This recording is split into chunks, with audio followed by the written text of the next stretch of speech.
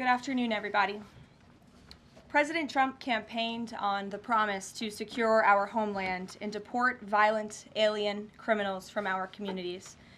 That is why the American people overwhelmingly reelected him back to this office, and it's why the American people defeated the Democrat Party in devastating fashion.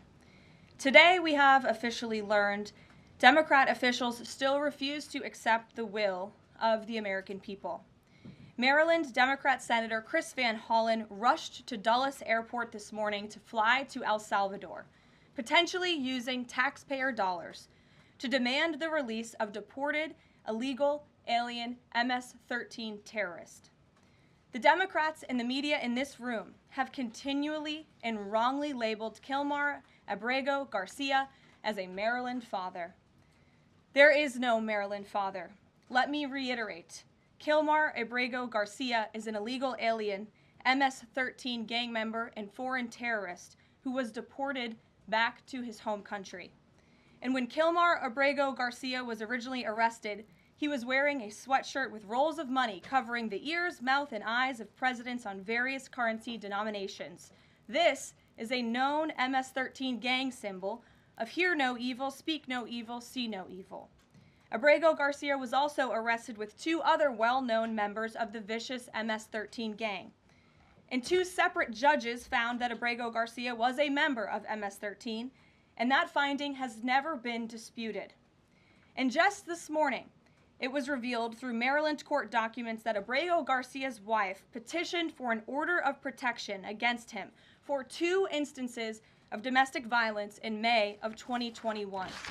And here is the order right here. The court ordered that the respondent committed the following acts of abuse. Once in May of 2021, assault in any degree. And on May 4th of 2021, he punched and scratched his wife, ripped off her shirt, and grabbed and bruised her. This is from a court in Maryland. So not only are Democrats rushing to defend an illegal criminal foreign terrorist gang member, but also an apparent woman beater. To set all of that aside, the basic fact that he was illegally inside our country and had a lawful deportation order made him subject to removal back to his home country of El Salvador. And if he ever ends up back in the United States, he would immediately be deported again. Nothing will change the fact that Abrego Garcia will never be a Maryland father. He will never live in the United States of America again. And the United States Supreme Court ruled unanimously that the President of the United States and the Secretary of State could not be compelled to forcibly retrieve this citizen of El Salvador who is currently locked up in a maximum security prison in his home country due to his MS-13 membership. To remind the media and the Democrat Party, MS-13 are among the most vicious and dangerous individuals in this world. They pose a direct threat to the United States, El Salvador, and any other country who maintains basic law and order. MS-13 rapes innocent girls and women, runs sex trafficking operations, murders for sport, and terrorizes law-abiding people. That's why El Salvador President Bukele made it clear this week that he will not be releasing this MS-13 gang member from his prison. But that is not enough. All of that is not enough to stop the Democrat Party from their lies. The number one issue they are focused on right now is bringing back this illegal alien terrorist to America. But where are the Democrats applauding the fact that southern border crossings just hit a historic low? Where are the Democrats supporting our brave men and women of law enforcement who are putting their lives on the line every single day to arrest the violent illegal alien invaders that the previous administration allowed into our country? And where are the Democrats when innocent Americans are victimized by illegal criminals that Joe Biden let in? It's appalling and sad that Senator Van Hollen and the Democrats applauding his trip to El Salvador today are incapable of having any shred of common sense or empathy for their own constituents and our citizens. Nobody knows this more than the woman standing to my right, Patty Morin, whose beautiful daughter Rachel was brutally maimed and murdered at the hands of an illegal alien in August of 2023. Patty no longer has her daughter because of the failed Democrat Party's open border, and these are policies that President Trump is bringing an end to.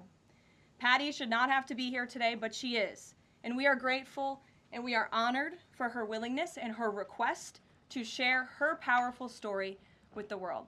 Thank you, Patty, for being here. Thank you. A lot of you don't know the whole story about Rachel and about the crime that was committed against her. Even us, her family, we didn't know all the details. They kept most of it close to their chest, the detectives, because they didn't want to do anything to hurt the case. They wanted to keep the integrity of the case, so they kept everything close. I sat for the last 2 weeks in her trial, and we saw layer upon layer upon layer of evidence against the accused, an illegal immigrant from El Salvador. And the things that we thought, well, maybe this might have happened, we didn't know. But when we were at the trial, we got all the puzzle pieces. And I want to share some of those things with you. You know that Rachel's a 37-year-old mother. She has 5 children. We've walked the trail for the last 25 years that we've lived in Maryland. It's a safe place for our family. It's where we go to get a little bit of New England, because that's where we're from, New England. When she went on that trail that day, she was not planning on dying. She wasn't planning on walking to her death. She was planning on going to the grocery store with her girls afterwards. Victor Martinez, he waited for her. He waited for her to come closer. He saw her. He saw that there was nobody around. He attacked her. He dragged her 150 feet, blood gushing from her head. It left a 150-foot trail of her blood to the culverts, where he picked her up, he threw her against the wall of the tunnel, and he raped her.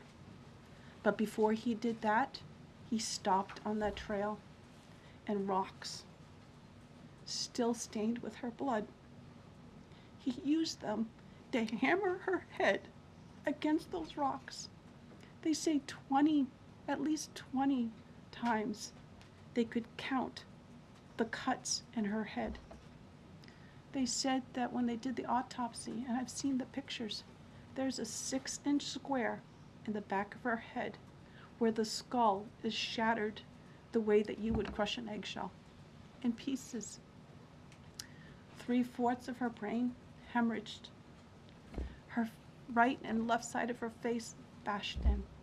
Her beautiful face bashed in. Her head bashed in. Broken bones, fractures. He takes and he drags her some more. He drags her through the thorn bushes. She has all the scrapes and cuts on her body. There wasn't 1 inch of her body that didn't have some kind of injury, whether it's bruising, broken bones, contusions, the scratches. She had a fractured rib, fractured nose, fractured skull. And then he takes her into the tunnel, and he picks her up. He throws her against the wall. Blood is gushing from her head. Her hair is soaked in blood. And they showed us pictures of her body against the wall, outlined. The blood outlined her body. And you could see where the blood ran down around her as he was raping her. And then he threw her down and raped her some more. And then he strangled her because he didn't want her to be able to live to tell the story. They said that when they did the autopsy on her neck, that one of the things they do is they open up the neck and they look to see how far the injury is. And they went all the way down as far as an injury is possible, hemorrhaging in the muscles, because of how strong and violent the group was around her. These are the kind of people that have no compulsion. Like, to them, this is nothing. And when he was sitting in the courtroom, he actually looked like he thought he was going to be set free. There was no remorse on his face at all. This person took my daughter so violently and so gruesomely and so graphically that they sealed the pictures, because I don't want my granddaughters to see these pictures. These are the kind of criminals President Trump wants to remove from our country. These are the kind of criminals that we need to remove from our country. We are American citizens. Why should we allow people like this, violent criminals that have no conscience at all, to murder our mothers, our sisters, our daughters? I don't understand why there's even any kind of problem with this. And it's not that it's political, like the left or the right, although I understand different parties have used it in the past. But we have to look at it as we are American citizens. We need to protect our families, our borders, our children. I don't care about politics. Well, I do, but I want to preserve life. And that's the only reason why I have taken and spoken about Rachel all this time. If you're a mother here in the room, can you imagine standing there alive? You're alive, and someone comes and puts their hands into your chest and rips out your heart? That's what it feels like. It feels like a part of you is being ripped out of you. You can't even describe the pain. Just like you can't describe to your husband what it feels like to carry a baby in your womb, or to feel those first kicks, or to know just intuitively if it's a boy or a girl. It's only a thing that a mother knows. Why are we not protecting the American citizens? It's just common sense. Why are we not protecting our children?